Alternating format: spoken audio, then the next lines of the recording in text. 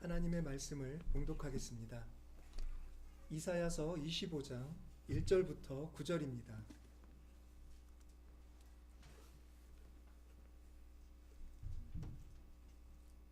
이사야서 25장 1절부터 9절. 여호와여, 주는 나의 하나님이시라. 내가 주를 높이고 주의 이름을 찬송하오리니 주는 기사를 옛적에 정하신 뜻대로 성실함과 진실함으로 행하셨음이라. 주께서 성읍을 돌무더기로 만드시며 견고한 성읍을 황폐하게 하시며 의인의 음성을 성읍에 기록하게 하사 영원히 거절이 못하게 하셨으며 강한 민족이 주를 영화롭게 하며 포악한 나라들의 성읍이 주를 경외하리이다.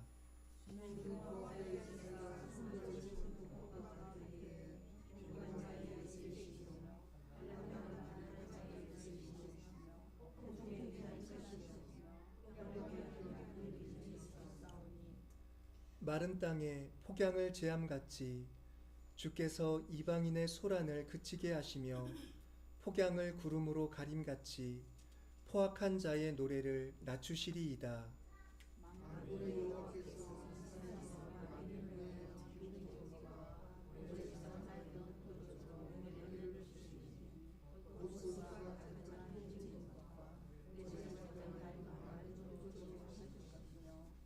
또 이 산에서 모든 민족의 얼굴을 가린 가리개와 열방 위에 덮인 덮개를 제하시며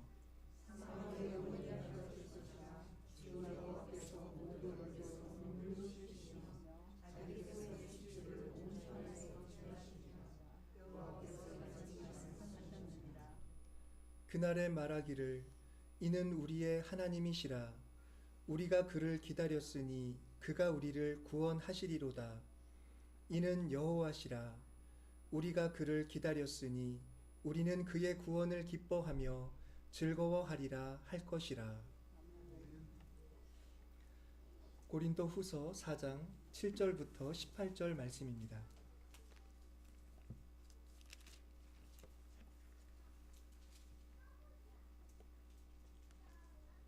우리가 이 보배를 질그릇에 가졌으니 이는 심히 큰 능력은 하나님께 있고 우리에게 있지 아니함을 알게 하려 함이라.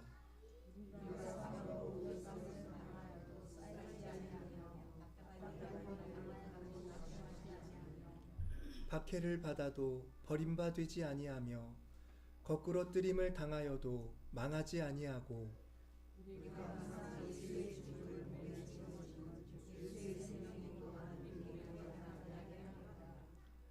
우리 살아있는 자가 항상 예수를 위하여 죽음에 넘겨짐은 예수의 생명이 또한 우리 죽을 육체에 나타나게 하려 함이라.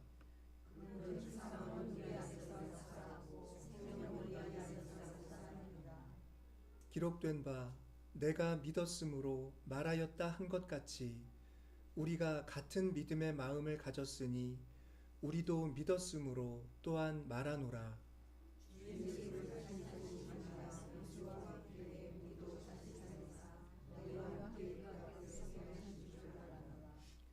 이는 모든 것이 너희를 위함이니 많은 사람의 감사로 말미암아 은혜가 더하여 넘쳐서 하나님께 영광을 돌리게 하려 함이라.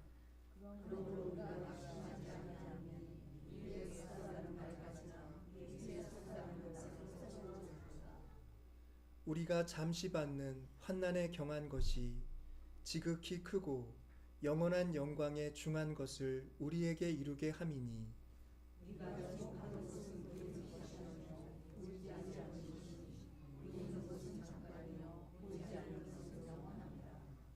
아멘. 요한복음 5장 19절부터 29절입니다.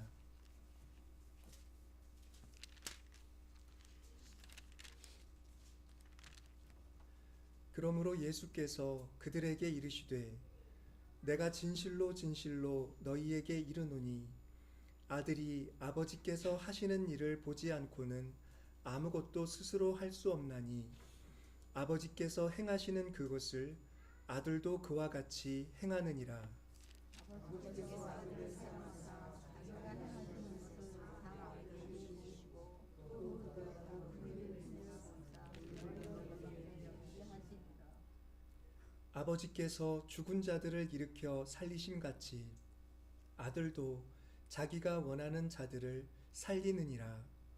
아버지께서 아무도 심판하지 아니하시고 심판을 다 아들에게 맡기셨으니 이는 모든 사람으로 아버지를 공경하는 것 같이 아들을 공경하게 하려 하심이라. 아들을 공경하지 아니하는 자는 그를 보내신 아버지도 공경하지 아니하느니라. 내가 진실로 진실로 너희에게 이르노니 내가 말을 듣고 또 나 보내신 이를 믿는 자는 영생을 얻고 심판에 이르지 아니하나니 사망에서 생명으로 옮겨지리라.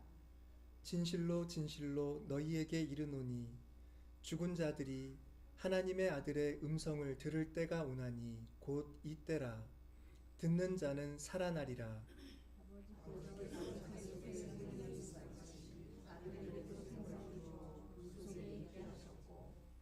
또 인자됨으로 말미암아 심판하는 권한을 주셨느니라.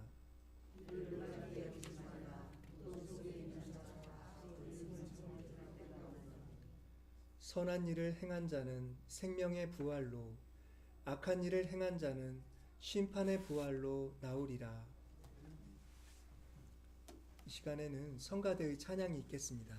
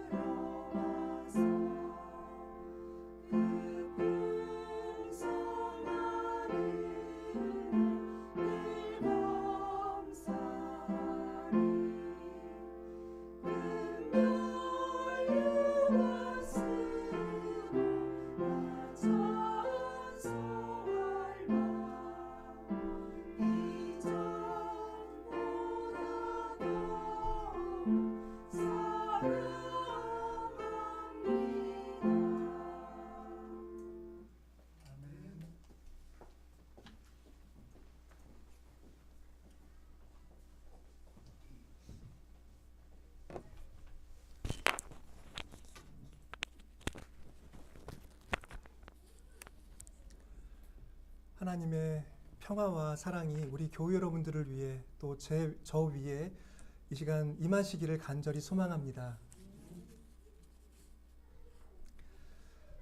오늘 우리가 읽은 이사야서 25장 본문은 하나님의 구원에 대해 감사를 드리는 노래입니다.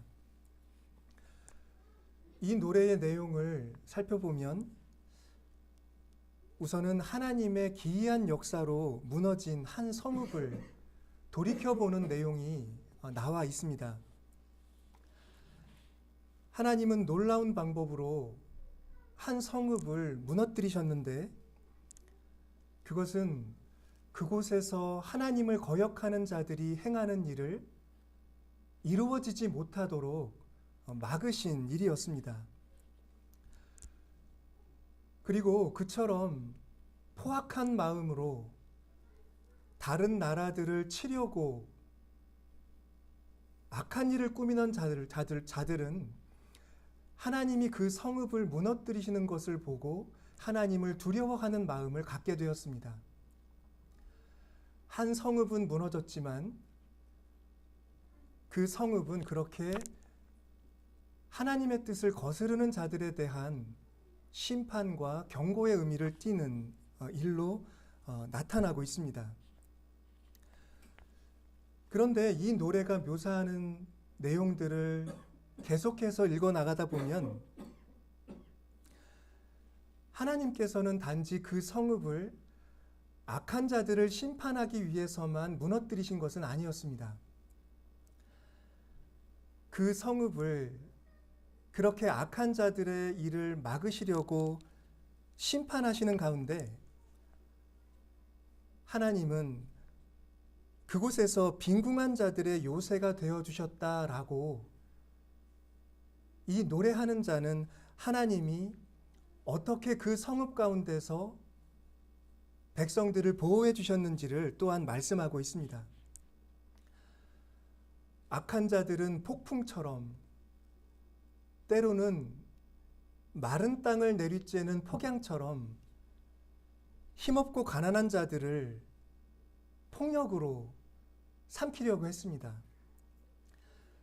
그런데 하나님은 그런 가난한 자들과 함께 하시면서 그들이 그 악한 일을 겪지 않도록 요새처럼 그늘처럼 그들과 함께 해주신 것이었습니다. 그러므로 그 견고했던 성읍이 멸망한 것은 한편으로는 거역하는 자들에 대한 심판이지만 또 한편으로는 빈궁한 약자들을 구원하신 하나님의 역사였다라고 말할 수가 있는 것입니다. 아마도 막강한 힘을 가지고 자신들을 압도해오는 그런 누군가의 공격을 받아본 사람들, 모든 힘을 끌어와도 맞서지 못한다라는 절망감을 느껴본 사람들은 하나님이 이 빈궁한 자들의 요새가 되어주셨다라고 하는 말이 어떤 의미를 갖는지를 헤아릴 수 있을 것입니다. 사람들은 말 못할 일을, 무서운 일을 겪고 있었고 하나님은 그들의 요새가 되셔서 그들을 보호해 주셨고 그런 무서운 일을 이웃에게 행하는 자들의 일이 이루지 못하도록 하신 일을 오늘 이 노래하는 자들은 돌아보며 하나님께 감사를 드리고 있는 것입니다. 이 노래의 후반부를 보면 그 하나님이 열어주실 미래에 대한 소망이 펼쳐져 있습니다.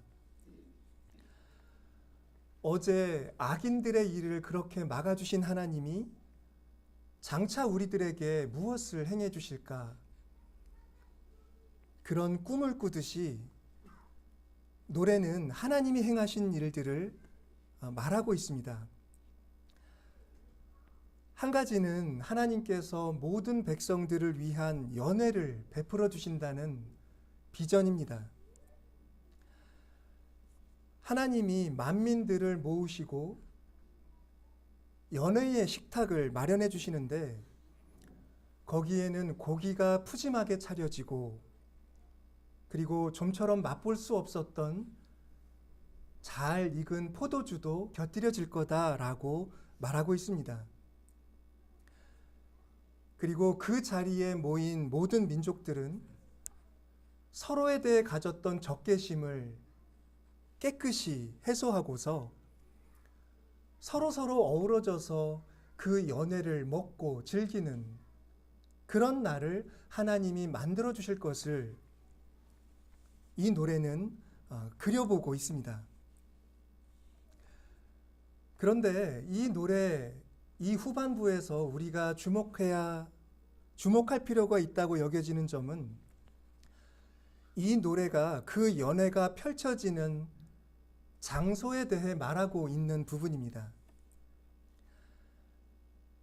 이 노래는 만군의 여호와께서 이 산에서 만민을 위하여 연회를 베푸실 것이다 라고 말씀하고 있습니다. 그런 연회가 이루어질 장소를 이 산이라고 그렇게 장소를 특정하고 있다라는 말씀입니다.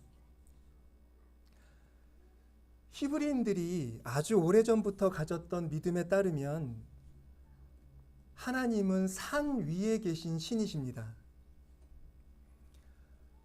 인간은 하나님이 계신 그 산을 함부로 오를 수가 없습니다.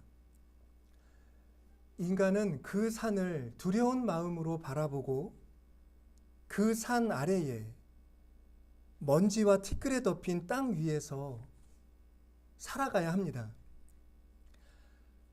그런데 이 노래는 만민을 위한 연회가 하나님이 계신 그 산에서 마련될 거라고 말씀하고 있다라는 것입니다. 여기에는 아주 깊은 뜻이 있다고 생각이 됩니다. 하나님께서 높은 곳에 계시며 이 땅의 주민들을 멀리서 만나 주시던 그런 일이 이제 바뀌어서 지금까지와는 전혀 다른 수준에서, 그러니까 만민을 당신의 산으로, 당신이 계신 곳으로 올라오게 하셔서 거기서 하나님과 만나게 해주시고 모든 민족들도 그 산에서 하나님과 함께 해주신다라고 하는 노래가, 그런 비전이 이 노래에 나타나 있기 때문입니다. 그것은 이제까지는 상상도 할 수 없었던 일입니다. 그래서 이 노래를 하는 예언자는 그 일을 놓고 하나님의 기사라고, 하나님의 기이한 일이라고 말씀하고 있는 것이 아닐까 합니다. 그런데 그 산에서 있게 될 일이 그 연회만은 아닙니다. 하나님은 그 산에서 연회를 베풀어 주실 뿐만 아니라 모든 민족의 얼굴을 가린 가리개와 덮개를 제하실 거라고도 말씀하고 있습니다. 사망을 멸하시고 모든 얼굴에서 눈물을 씻기시고 자기 백성의 수치를 온 천하에서 제하실 것이다 라고도 말씀하고 있습니다. 그러니까 궁극적인 구원을 그 산에서 완성해 주신다라고 하는 말씀을 하고 있는 겁니다. 그런데 여기서 민족들에게서 가리개와 덮개를 제하신다라고 하는 행위가 묘사된 점이 아주 중요해 보입니다. 도대체 어떤 가리개와 덮개가 민족들을 덮고 있었다는 것이고, 어째서 그 구원의 날에 그 가리개와 덮개를 제해 주시는 것이 하나님의 주요한 행위로 묘사되어 있는지 우리가 그 뜻을 헤아려 볼 필요가 있을 것 같습니다. 그러니까 이 노래가 말하는 궁극적인 구원, 그 구원은 하나님이 만민을 당신의 산으로 모으시고 거기서 잔치를 열어주시고 그리고 민족들을 덮고 있는 것을 없애주시는 일로서 완성에 이른다고 하는 것을 이 노래는 그려보게 하고 있는 것입니다. 아마도 그 덮개와 가리개는 민족들이 그렇게 반목할 수밖에 없었던 원인을 가리키는 말이 아닐까 합니다. 서로를 제대로 보지 못하게 만들었기 때문에, 그래서 서로에 대해 왜곡된 생각을 가지게 되었고, 싫어하고 미워했던 까닭에 함께 모일 수 없었던 그 이유를 하나님이 제거해 주신다라고 하는 그런 표상이 아니냐라는 말씀입니다. 여러분, 우리 인간으로 하여금 제대로 볼 수 없게 만드는 것들이 여러 가지가 있을 수 있습니다. 우리가 무언가에 눈이 멀었다 이런 말을 하지 않습니까? 인간은 돈에 눈이 멀기도 하고 권력에 눈이 멀기도 해서 사리를 그르치는 일들을 행하기도 합니다. 때로는 한쪽으로 치우친 편견으로 인해서 온전한 실상을 보지 못하고 자기가 보고 싶은 것만을 보고 누군가를 비난하기도 합니다. 이념이나 의심으로 인해서 색안경을 끼고 모든 것을 자기 마음대로 재단해 버릴 때도 있습니다. 아마도 그런 것들이 오늘 이사야서가 말씀하는 가리개와 덮개의 실상이 아닐까 합니다. 그런 가리개와 덮개가 덮여 있기 때문에 인간들은 하나님이 행하시는 일을 볼 수 없고 서로 한자리에 모이기도 어려운 그런 길을 걸어온 것이 아닐까 합니다.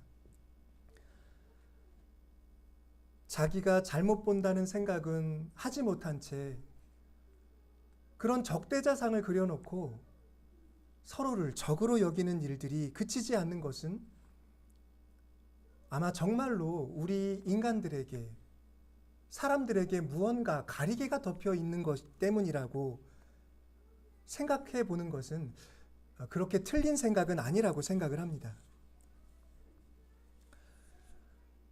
여러분, 우리 인간은 심지어 자기에게 잘해주는 사람도 싫어하는 그런 죄도 짓고 있습니다. 자신에게 호의와 사랑을 베푸는 사람까지도 미워하는 인간. 무언가 정말 실상을 제대로 보지 못하고 상대의 진심을 보지 못하게 만드는 일이 우리 인간에게 일어나고 있습니다. 그런 점을 볼 때 참으로 우리 인간의 죄라고 하는 것은 우리의 머리로는 다 이해하기가 어려울 정도로 복잡하고 단순히 합리적으로 생각해서는 그 기원을 헤아리기 어려운 일이 아닐까라는 그런 생각도 가져보게 됩니다. 그런 점에서 민족들 위에 덮여 있는 가리개와 덮개를 제거하는 것을 하나님의 궁극적인 구원의 하나의 표상으로 말씀하고 있는 이 이사야서의 말씀을 우리는 수긍할 수 있고, 참으로 우리들에게서는 어떤 덮개가, 가리개가 가려져야 한다는 우리 삶의 실상도 성찰할 수 있다고 생각을 합니다. 그런 가리개와 덮개가 우리 위에서 치워진다면 어떨까요? 우리는 모든 것을 온전하게 볼 수 있지 않을까요? 그렇게 우리가 이전에 잘못된 편견으로 보지 못했던 것을 보게 되고 어떤 이유에서인지 잘 헤아리지 못했던 다른 사람의 진심을 헤아려 줄 수 있게 된다면 우리는 분명히 우리가 오해했고 오해 때문에 가볍게 판단했고 그래서 싫어하고 거절했던 우리의 지난 행위들을 뉘우치지 않을까, 그런 생각을 해보게 됩니다. 그리고 어쩌면 세상의 모든 존재가 나를 위해서 존재하고 있다는 그런 생명의 실상을 우리가 보게 되지도 않을까, 보게 될 수 있지 않을까, 그런 생각도 해보게 됩니다. 우리는 서로를 제대로 보지 못하고 있습니다. 그렇기 때문에 서로를 제대로 대하지도 못하고 있습니다. 민족들은 다른 민족들을 잘못된 표상으로 적대자화했습니다. 그래서 민족과 민족이 이토록 극심하게 싸우고 있고 상대를 공격하며 전쟁을 일삼아온 것이 우리 삶의 현실이라고 말하지 않을 수 없습니다.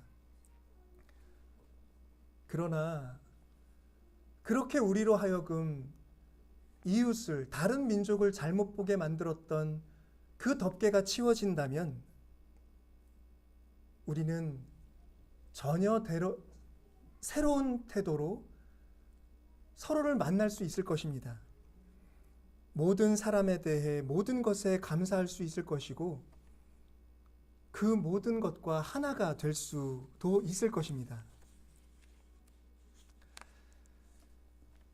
평생을 서울에서만 살았던 한 분이 시골로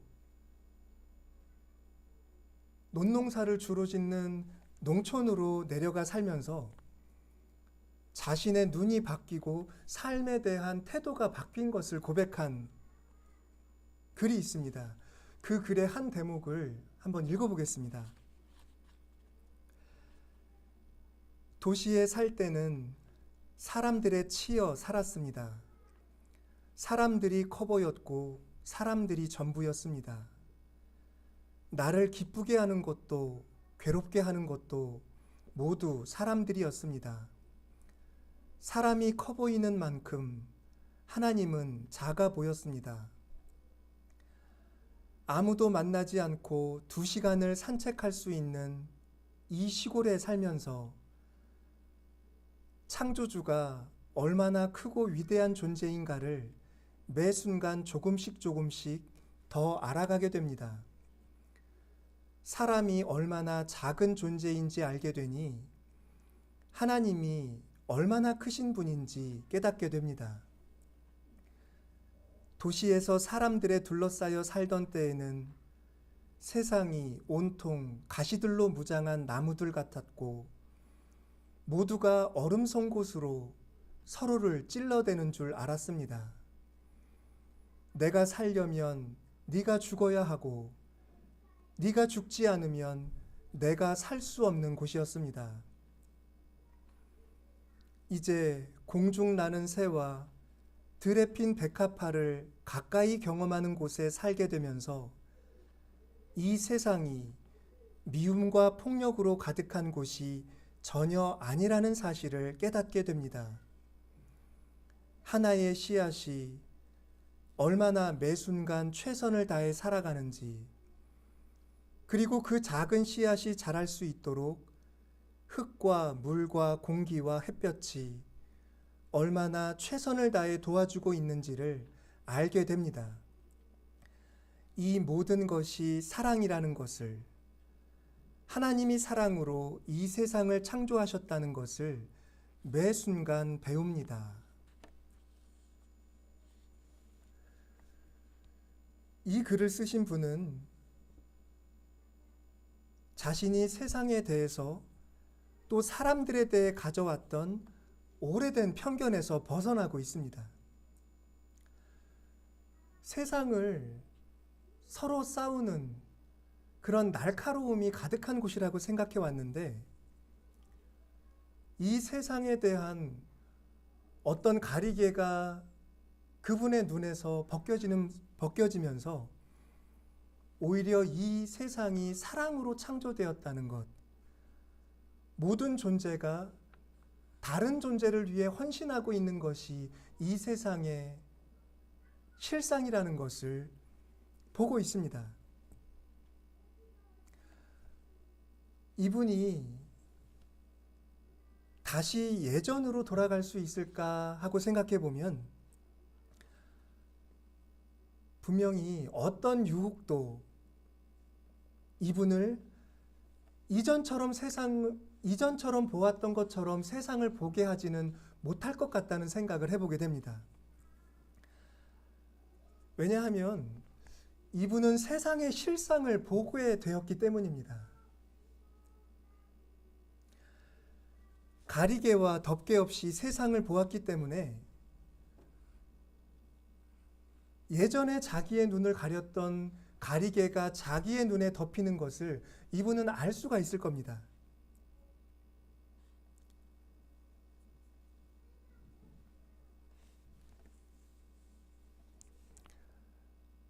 여러분, 오늘 고린도 후서의 사도 바울의 말씀을 보면 바울은 온갖 환난과 박해를 받음에도 계속해서 복음을 전하고 교회를 세우는 이유를 말씀합니다. 그런데 복음을 전하고 교회를 세운다는 말의 실상은 뭐냐면 이 바울이 사람들을 사랑으로 끌어안는 일을 계속해 나간다는 것입니다. 사람들이 자기를 적대시하는데도 바울은 그들에게 복음을 전합니다. 그들을 사랑하려고 합니다. 어째서 박해에도 불구하고 그 일을 계속해 나가느냐? 바울은 이렇게 말씀을 합니다. 주 예수를 다시 살리신 이가 예수와 함께 우리도 다시 살리사 너희와 함께 그 앞에 서게 하실 줄을 알기 때문이다 라고 말씀하고 있습니다. 그러니까 우리의 삶이란 이 생으로 마치고 마는 그런 것이 아니라 예수님과 같이 부활하게 되는 그런 기약이 있는 삶이기 때문에 죽음에 넘겨지도록 그냥 삶을 편한 대로 살지 않고 그 부활에 참여하게 되도록이면 더 많은 사람들에게 그 부활의 생명의 선물을 전하려고 바울은 고난을 짊어지면서 계속해서 사람들을 그 하나님의 사랑 가운데로 이끌어 주려고 하고 있다고 말하고 있는 것입니다. 여러분, 우리는 바울이 과거에 어떤 율법에 굳게 사로잡혀서 교회를 박해하고 예수 믿는 사람들을 박해했던 자라는 것을 알고 있습니다.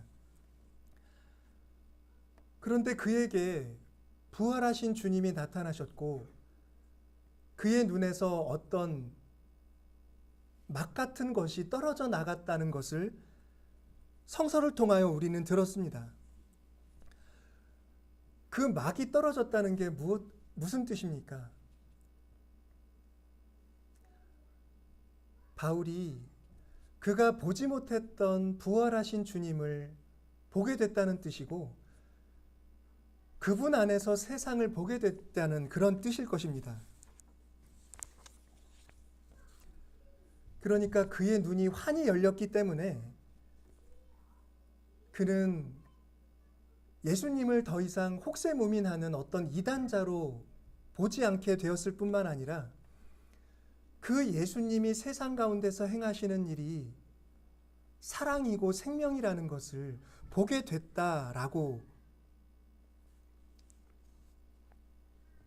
그런 새로운 삶에 대한 시야를 고백한 것이 바로 그가 경험한 일이었다라는 것을 헤아리게 되는 것입니다. 전에는 어떤 편견 때문에 그리고 무지 때문에 그런 실상을 보지 못했지만 이제 제대로 보고 났더니 바로 그분이 세상의 생명이셨다라고 바울은 고백하는 것입니다. 그분의 일을 할 수 있다면 박해를 당해서 자기 몸에 상처가 나는 것쯤은 문제가 되지 않는다는 것입니다. 어떤 고난도 낙심할 이유가 되지 못하고 오히려 그리스도 안에서 사람들이 새로운 생명을 얻고 새로운 삶으로 나아가는 모습을 똑똑히 보면서 오히려 자신은 그 일을 더욱더 기쁘게 감당해내고 있다라고 고백을 하고 있는 것입니다. 가리개와 덮개가 벗겨진 삶의 실상을 바울은 이렇게 우리들에게 잘 보여주고 있는 것입니다. 여러분, 이런 말씀을 우리가 오늘 묵상하면서 우리가 인식하지는 못하지만 우리 눈에 덮여 있는, 우리 삶을 덮고 있는 어떤 덮개와 가리개를 한번 생각해 보면 보아야 할 필요가 있다고 생각을 합니다. 우리는 옳다고 여기고 때로는 나름대로 기준을 가지고 판단하지만 그렇게 하는 일이 잘못된 것일 수도 있습니다.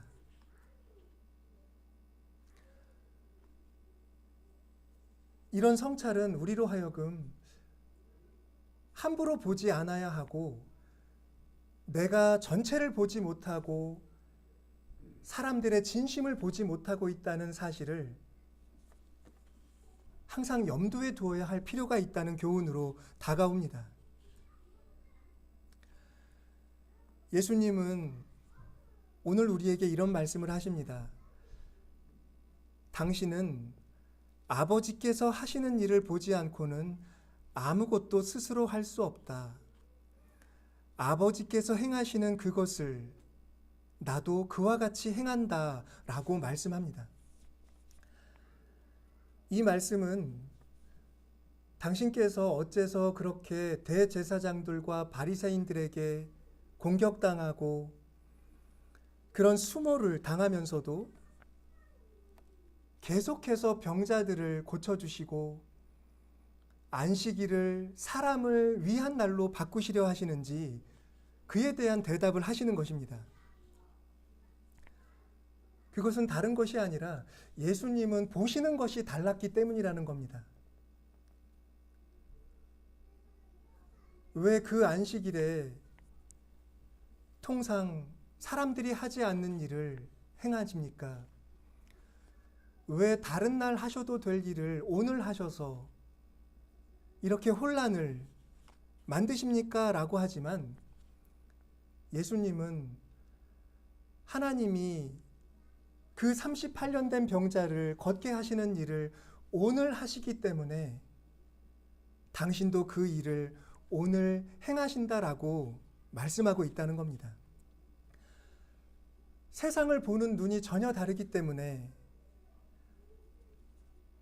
예수님은 하나님이 행하시는 일을 그렇게 보고 계셨기 때문에 그런 사역을 하신다는 걸 말씀해 주신 것입니다.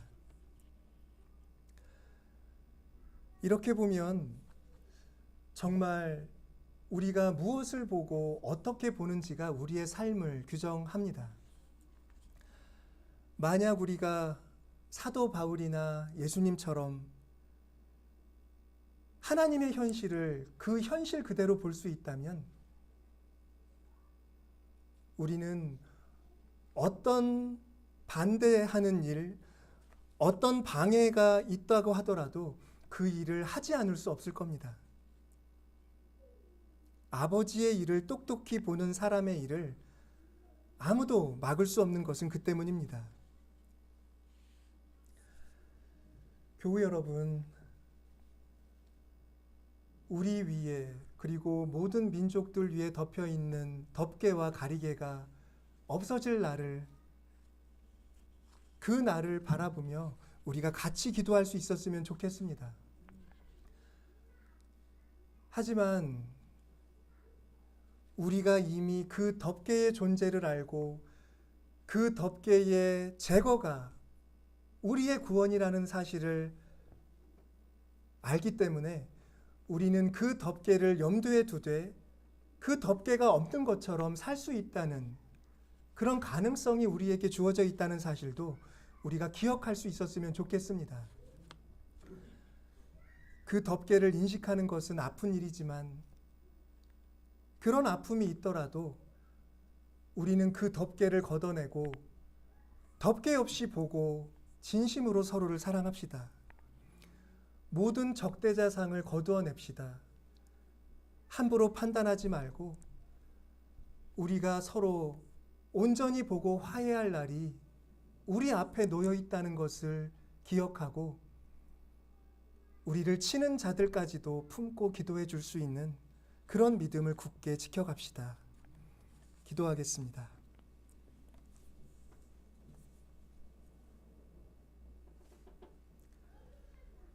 하나님, 저희들을 덮고 있는 가리개와 덮개를 속히 제하여 주시옵소서. 저희들이 더 이상 다른 이들에게 악을 행하지 않도록 저희들의 눈을 밝혀 주시옵소서. 하나님의 사랑을 볼 수 있게 해주시고 사람들의 진심을 보게 해주시고 또 사람들의 연약함과 희생을 보게 해주셔서 모든 사람들에게, 모든 존재들에게 감사하는 마음을 갖고 그들을 사랑으로 끌어안는 그런 삶의 길을 걷도록 도와주시옵소서. 예수 그리스도의 이름으로 기도드립니다.